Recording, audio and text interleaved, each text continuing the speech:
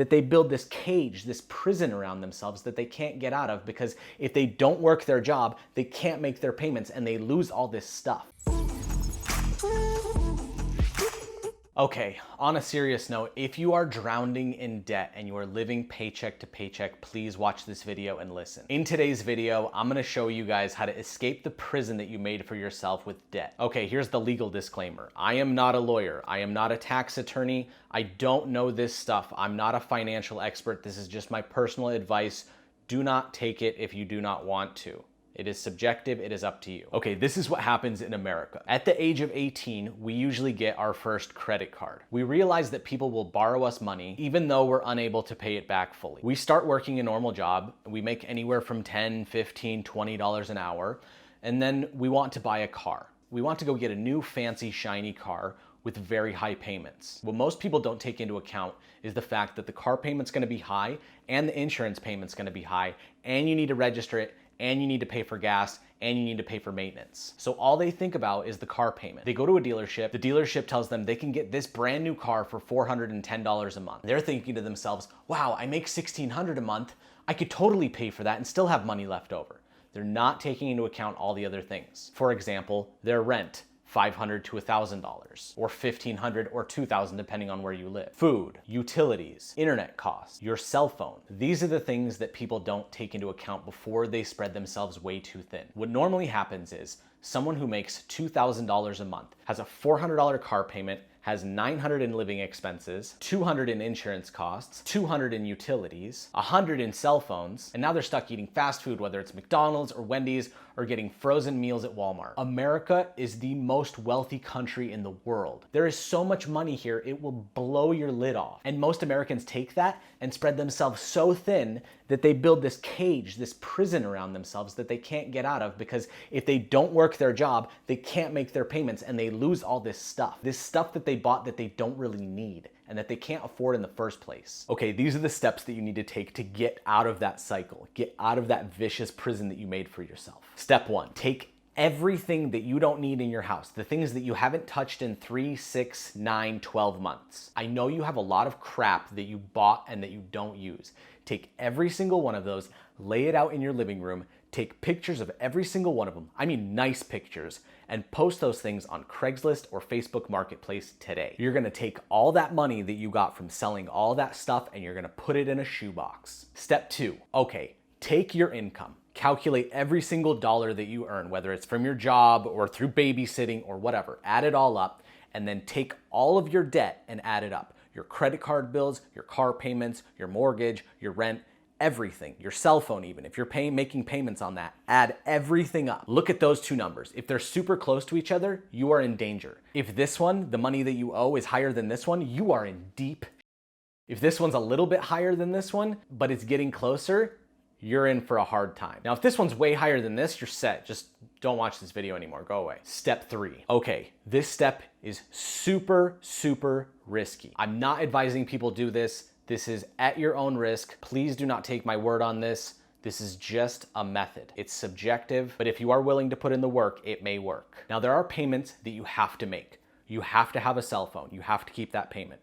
You need a car to get to and from work. You need to make that payment. Your house, the place that you live, your rent, you have to pay that so that you're not homeless. These are the 3 necessities. Everything else, the loan you took out to get your motorcycle, your TJ Maxx credit card, your Macy's credit card, all of those credit cards, stop paying them. They have high interest. That interest compounds, gets you into a deeper, deeper, bigger hole. If you stop paying them, all those accounts will go into collections.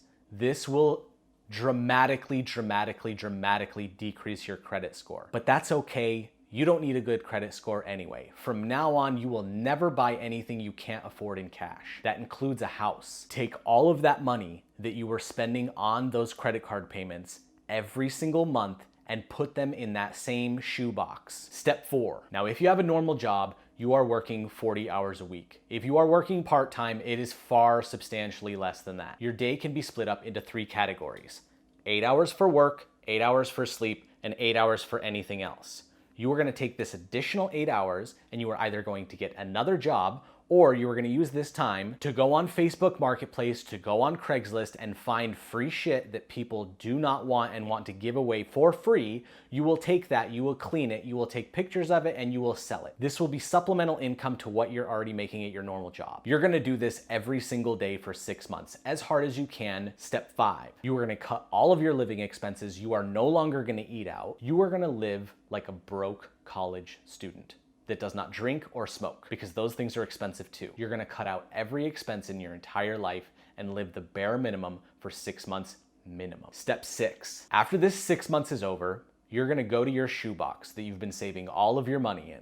You're gonna open it up and you're gonna count it. Now, realize this is your money. Do not spend it on something stupid.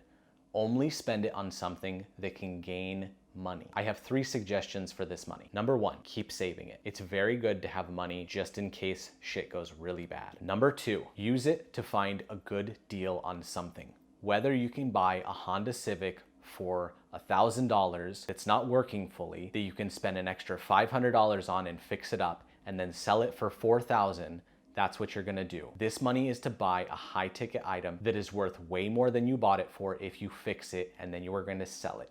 You are gonna get in the flipping game by buying things and selling them very expensive. Even if it takes a long time to sell this thing, you can sit on it and be completely fine because you've already cut all your living expenses. Once you make about 15 of these sales, you will be far more comfortable. And the third thing that you can do with this money, you can go online to SkillShare or Udemy or some sort of teaching platform. What you wanna do is use this money to learn a skill. This may not be your passion, but it is a better way to make money than what you're doing right now. There's a lot of freelance programming jobs out there. If you were to learn how to program on Udemy and then apply for these programmer jobs, you can literally sit on a laptop and program information and get paid way more than you're getting paid right now. Most likely you could double your income just by changing to a different job that is more sustainable in the long term. Like in 10 years, programmers are gonna be the most sought after people, but there's gonna be a lot of people doing it, so the market's going to be saturated. If you get your place in now, you will be set. Now, I'm not gonna grab your hand and walk you through life. After today, you have to figure it out. After this 6-month test is over, you have to figure it out. You have to figure out, can you sustain this? How much money can you save? Are you willing to work the rest of your life until you're 65 and save that money for retirement where you have $2.3 million if you put it into a Roth IRA? I'm just giving you the first steps on how to get out of that prison you built for yourself. And remember, once you get out, do not buy things you cannot afford in cash. These are the things that get you stuck. These are the things that don't give you breathing room because you have to make the payments. If you have to make the payments, then you have to keep the job that you hate. Buy things in cash, don't have payments, do something that you love. If you got some value out of this video, I'd appreciate if you hit that like button, subscribe for more videos like this, and I will see you in the next one.